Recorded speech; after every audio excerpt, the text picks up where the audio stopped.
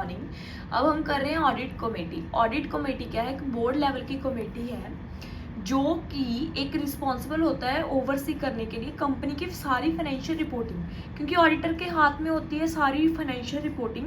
तो ऑडिटर है जो सारे रिस्पॉन्सिबल होता है कि कंपनी के कौन से जो फाइनेंस है वो कहाँ पर गए हैं, कैसे आए हैं। अब फॉर्मेशन ऑडिट कमेटी की सेक्शन 177 के तहत हुई थी। और एप्लीकेबिलिटी क्या है? एप्लीकेबिलिटी क्या है कि एवरी लिस्टेड पब्लिक कंपनी भी, हर कंपनी जो भी पब्लिक कंपनी होगी वो लिस्टेड होनी चाहिए। और उसमें अदर पब्लिक कंपनी के लिए क्या होना चाहिए भी, पेड अप कैपिटल है जो वो 10 करोड़ से ज़्यादा होनी चाहिए, टर्नओवर 100 करोड़ से ज़्यादा होनी चाहिए, और आउटस्टैंडिंग लोन, डिवेंचर और डिपॉजिट होने चाहिए 50 करोड़ से ज़्यादा।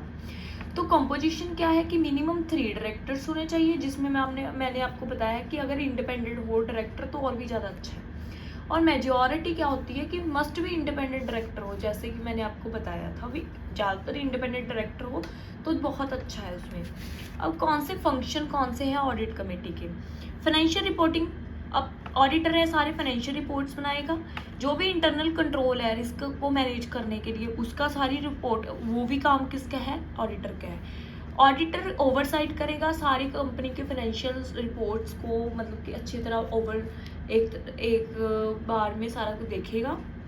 विसल ब्लोअर भी होता, ऑडिटर एक विसल ब्लोअर भी होता है, क्योंकि उसको सारे जो भी फाइनेंस हो रहे हैं उसके अच्छे तरीके से नॉलेज है। इंटरनल ऑडिट भी ऑडिटर ही करता है, क्योंकि उसको पता है भी इंटरनली क्या क्या कंपनी में फाइनेंशियली सिचुएशन चल रही हैं।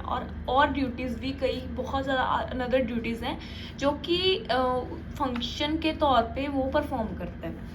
रिस्पॉन्सिबिलिटी क्या होती है?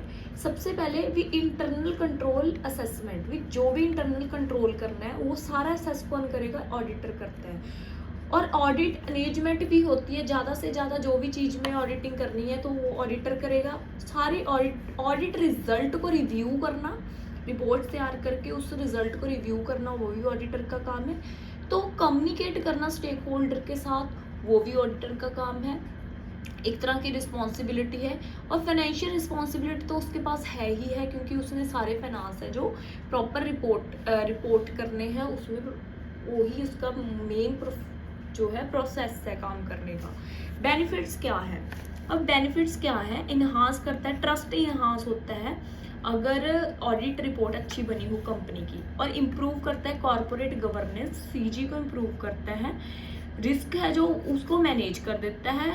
तो बहुत सारे कॉम्प्लिकेंस होते हैं जो वो प्रॉपरली अच्छे तरीके से बैलेंस हो जाते हैं। अब मीटिंग्स क्या होती है? अगर और जो भी ऑडिटर कमेटी की जो भी ऑडिट कमेटी होती है वो एटलीस्ट 4 ईयर में, मतलब सॉरी एटलीस्ट 1 ईयर में 4 टाइम्स मीटिंग होती है। इसमें 2 मेंबर्स और 2 इंडिपेंडेंट डायरेक्टर्स होते हैं।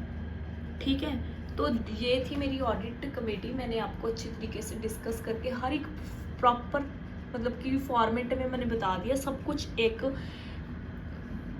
मतलब एक ब्रीफ में सारा मैंने बता दिया। तो this is the notes which is very helpful to learn about the audit committee. Thank you so much.